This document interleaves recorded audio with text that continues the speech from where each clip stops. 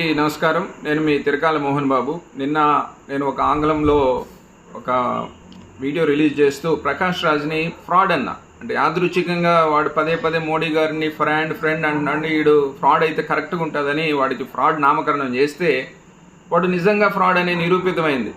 వాడు ఏదైతే సమాచారం నిన్న వాడి ఓటు గల్లంతు అని చెప్పుకొచ్చినాడో అదంతా ఫేక్. కావాలంటే మీరు చూసుకోండి.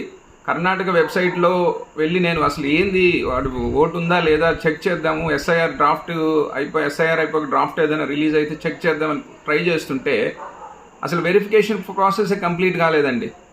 వెరిఫికేషన్ ప్రాసెస్ 17 ఆగస్టు 2026 వరకు ఉంది. డ్రాఫ్ట్ రిపోర్ట్ వెరిఫికేషన్ అయిపోయాక, ఎమ్యునరేషన్ ఫామ్స్ ఇచ్చేసాక, కంప్లీట్ అయిపోయాక డ్రాఫ్ట్ రిపోర్టు 24 ఆగస్టు రిలీజ్ అవుతుంది. 24 ఆగస్టు నుంచి సెప్టెంబర్ 23 వరకు అబ్జెక్షన్స్ ఉంటే ఇవ్వచ్చు. ఈ ప్రాసెసే కంప్లీట్ కానప్పుడు ఈ మొత్తం దేశాన్ని ఎట్ట మిస్లీడ్ చేస్తాడు? వాడు ఓటు పోయిందని ఎలా చెప్తాడు?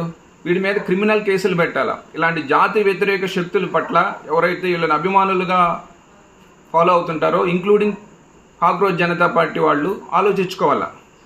ఈ కేసులో మీరు మిస్లీడ్ చేస్తే మీరు ప్రతి దాంట్లో కూడా మిస్లీడ్ చేసే పరిస్థితి ఉంటుంది. ఖచ్చితంగా ఎక్కడికక్కడ ఇలాంటి దేశ వ్యతిరేక శక్తుల పట్ల జాగృతితో ఉండి ఎండగట్టాలని కోరుకుంటున్నాను. మళ్ళీ ఈ సమాచారం క్లుప్తంగా మీకు ఎమ్యునరేషన్ ప్రాసెస్, ఎస్ఐఆర్ ప్రాసెస్ కర్ణాటకలో 17 ఆగస్టు వరకు పొడిగించబడింది.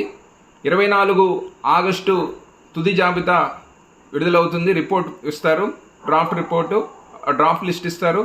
24 ఆగస్టు నుంచి సెప్టెంబర్ 23 వరకు అబ్జెక్షన్స్ ఉంటాయి. అంటే ప్రాసెస్ కంప్లీట్ కాల.